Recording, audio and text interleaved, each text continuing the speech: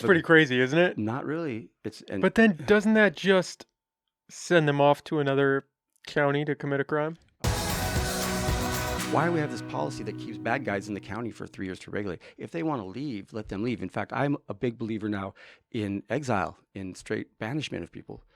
As a form of punishment. As a form of punishment, as a form That's of... pretty crazy, isn't it? Not really. But then doesn't that just send them off to another county to commit a crime?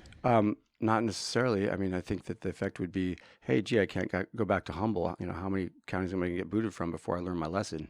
And the other thing is that CDC is already giving us an inordinate amount of parolees in this county, and I think this county naturally attracts a lot of offenders and criminal mindsets because of its remoteness within the state of California and the sparse population.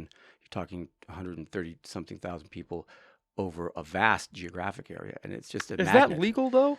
Can you Absolutely expel somebody from it? constitutional. Yes, you can do that, even if they own property here by consent. Yes, of course you can. by consent.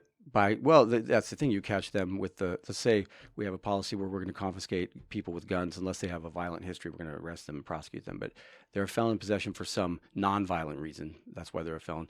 You take their gun, and they say we have a policy that says, well, 3 confiscations, they're a repeat offender. We're just going to ask them to step out of the county for 3 years because that would be the maximum sentence on a felon in possession case, right? So we catch them with that gun the 3rd time and say, hey, look, we can prosecute you now. In fact, we could probably prosecute you for all 3 of the last cases, okay? And that's it'd be 3 years plus 1/3 the midterm of the other 2, which 1/3 of 2 is 8 months. So you get these strange, 1 year, 8 months, or 2 years, 4 months sentences, right?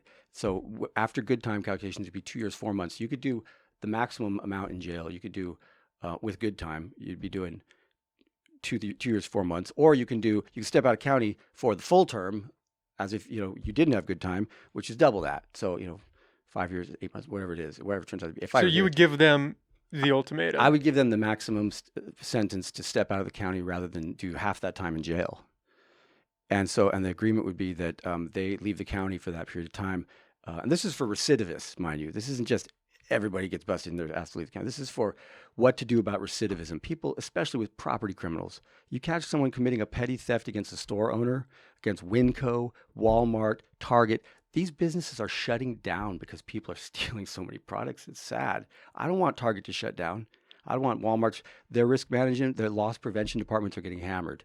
And because the DA's office isn't doing enough about it, because a lot of these people are informants for one, and also property crimes are just not otherwise a priority for this administration or the police. Yeah, but those stores aren't the best example because they have poor standards around handling that. They have a hands-off. I know that Ross, I don't know about Target. I would assume Target does too, has a hands-off policy where they don't stop anybody. I've seen one police report where Target stops someone. I've seen a lot of police reports where Winco stops people, which is great. Well, Winco's employee-owned, so they're a right, little bit. Yeah, they're a little co-op. different. Yeah, and the other one down there at the mall, Kohl's, stops people with a vengeance, with impact. Let's put it this way: they tackle people, and that's good. They should be entitled to do that.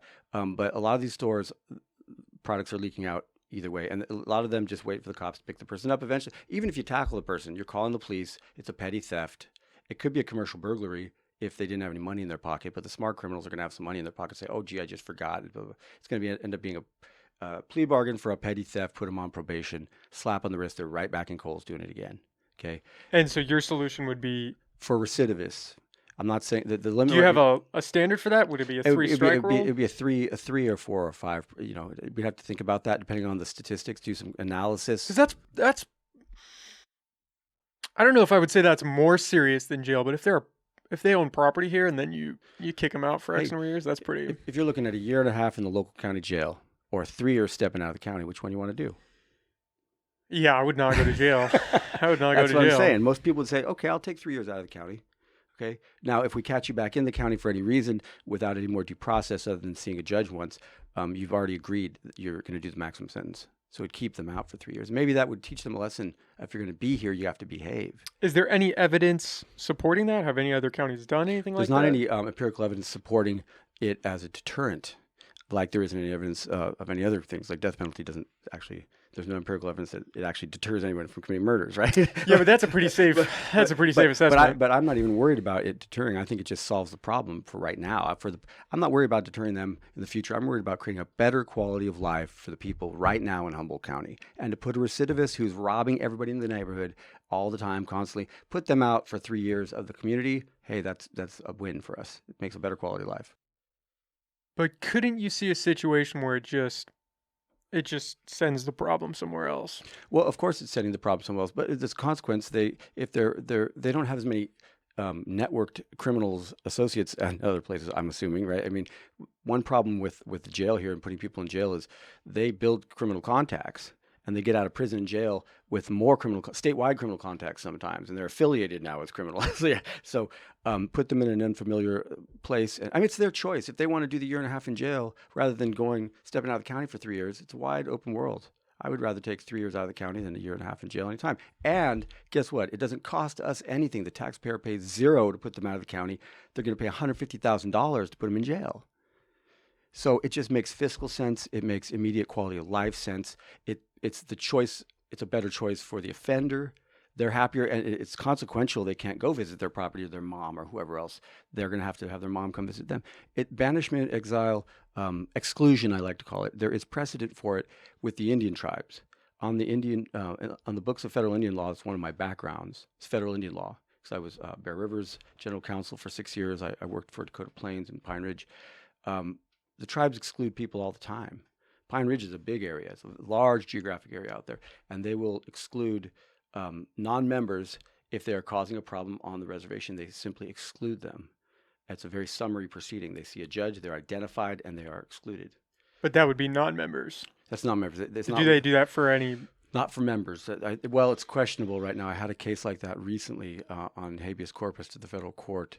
And there's some case law that says at the Ninth Circuit that you can't exclude a member if you're from their own reservation if it's affecting a substantial right, like if they have a house there or something like that. And it's a little bit gray right now, but there's case law supporting that. I'm a believer in that tribes should not and cannot legally exclude their own members from their own reservation. Okay. But then would you be okay with excluding, Sure. if somebody's born and raised in Humboldt County, would you be okay with kicking them out of Humboldt County?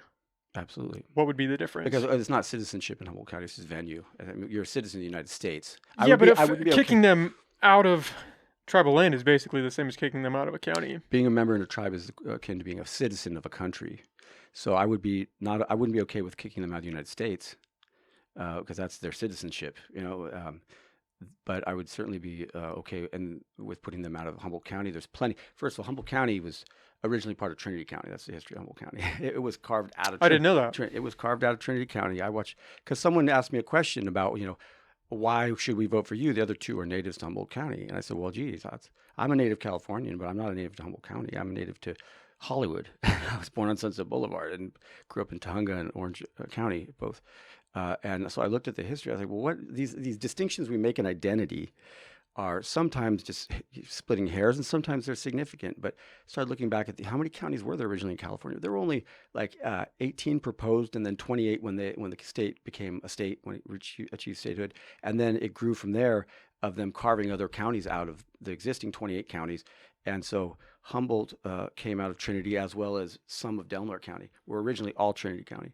But I mean, I don't know if these people would go just across the border and you would have the phenomena of border towns. So in Pine Ridge, South Dakota, it borders Nebraska.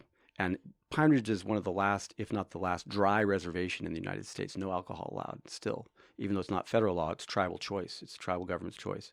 So there's this phenomena of anyone who wants to drink has to go over there into Nebraska. So there's a border town full of bars then.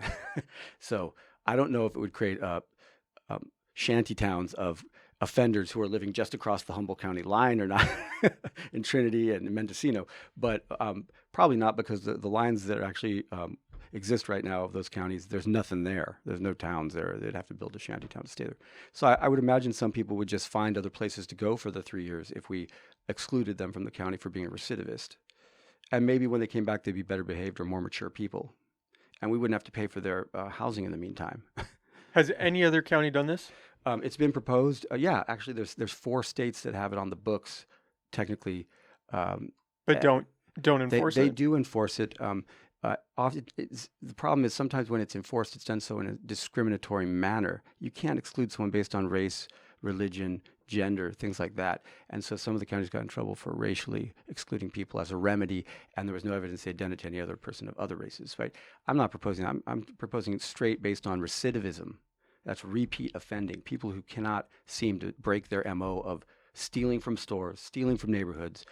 I live in a neighborhood which I consider nice, but that is just plumb full of thieves. And it's sad because Cutton's a nice place. I've been there 20 years. And I've had $100,000 worth of stuff stolen from me, it seems like. I mean, literally, just outrageous amounts of stuff. You can't Out of your house, out of your front yard? Both. Yeah. I mean, they've stolen everything but my dignity and my my integrity. I said, integrity is the one thing they can't steal from you. You have to give it away yourself. Okay. So Words to live by. yeah. So everything else, I've had a couple cars stolen, recovered though, but they were damaged, and just anything valuable that has been left out in the front. I mean, I grew up in a neighborhood where we lived that you could leave your doors unlocked. Yeah, but those days are gone. Probably. I think it's pretty safe to say that those days are not coming back. Yeah, probably. You're right, because there's just more people in the world. When I was born in 1970, I think I calculated there were 5 people in my nuclear family at that point, and we are now 15 or 16 of the people still living. So we've tripled our own family. You imagine, you multiply that towards all the families out there. It's a lot. There's a lot more people on the planet. So I didn't even think about the racial component. I was thinking about the homeless aspect. I could see that coming into play because my understanding is the homeless, however you want to address that problem, they do commit crime and are often repeat offenders. Mm-hmm. Would you say that's a safe assumption to make?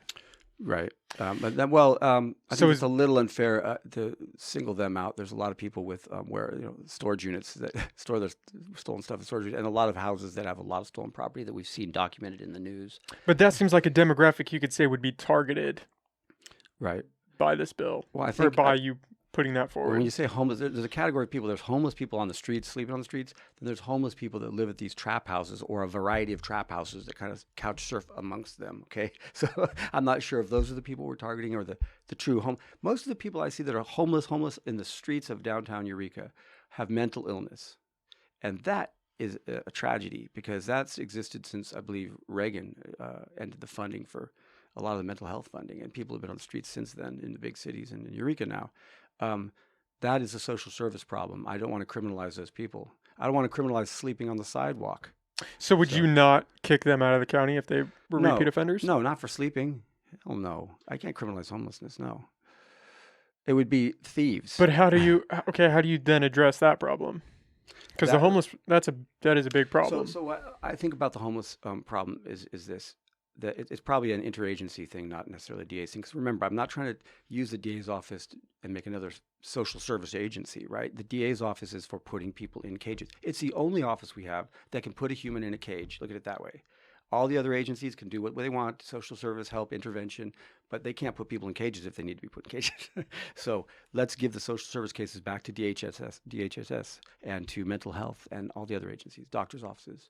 And let's keep the DA this human needs to be put in a cage. He's acting like an animal. Send him to the DA's office. Okay. Yeah, but what if it's you have a homeless guy who's struggling with mental health and being violent or nonviolent? Nonviolent, but is continuing to break into businesses. Oh, yeah. Well, how do we handle that? That is the same as everybody else. If he's so you would remove them from the county. Well, if he's stealing, he would be given whatever the standard sentence up front, not probation. Flat sentence. They call them terminal sentences in every case. Terminal sentences in every case. Give him a terminal sentence for the first couple. We'd have to decide what that recidivist line is. Recidivist line could be 3 or 5 or whatever in between, or 3, 4, 5.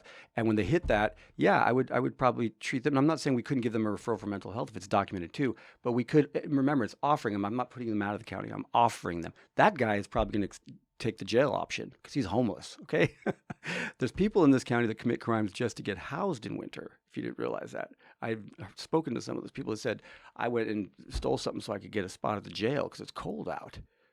You know, that is so crazy. That happens in Humboldt County, believe it or not. So I think that homeless guy would, if I said you get 3 years in the jail or you get 1.5 years in the jail or 3 years out of the county, he would say I'll take the 1.5 in the jail. But that doesn't help with keeping the jail overhead down. That's $106,000. Well, but remember, your premise was that that person is a repeat offender of property crimes.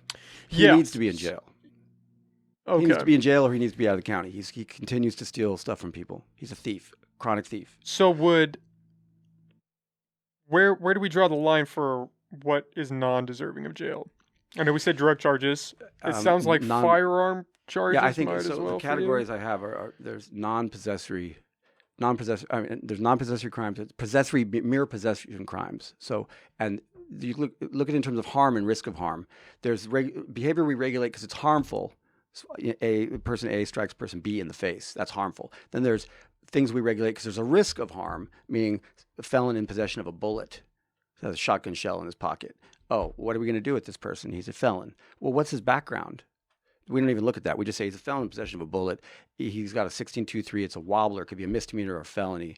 But if it's a wobbler, he's going to get 6 months local. If you give him the felony, it's going to be 1623 choice. What is a wobbler? A wobbler is something that could be a felony or a misdemeanor at the prosecutor's discretion, which I think is outrageous and should be done away with too. But that's They call it a wobbler? They call it a wobbler, and then a wobblet is a infraction to misdemeanor. It could go either way there, at the discretion of the DA.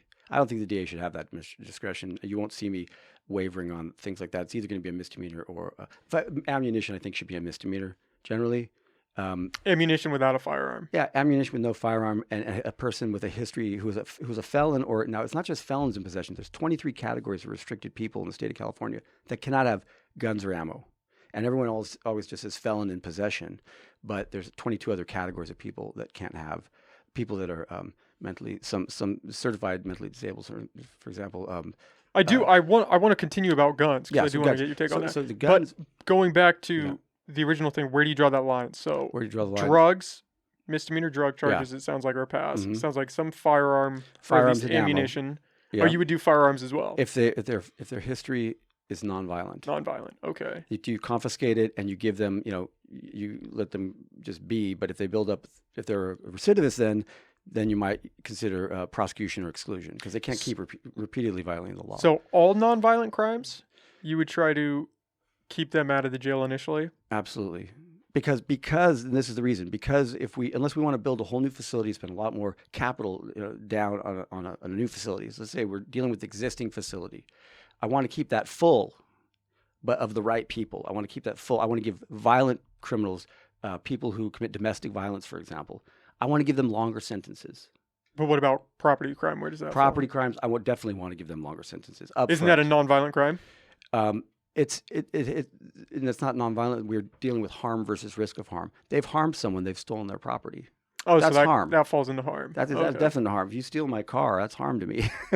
If you steal my kid's Power Wheel battery out of the Power Wheel, that was happening in my neighborhood a while back, chronically. That's harm to me. They were stealing batteries? Batteries out of Power Wheels to go turn them in for $10 a piece, and every kid's Power Wheel in the neighborhood had no battery. It was ridiculous. And so, yeah, that's harm to me. That's harm to my kid. So, yeah, you need to be in jail after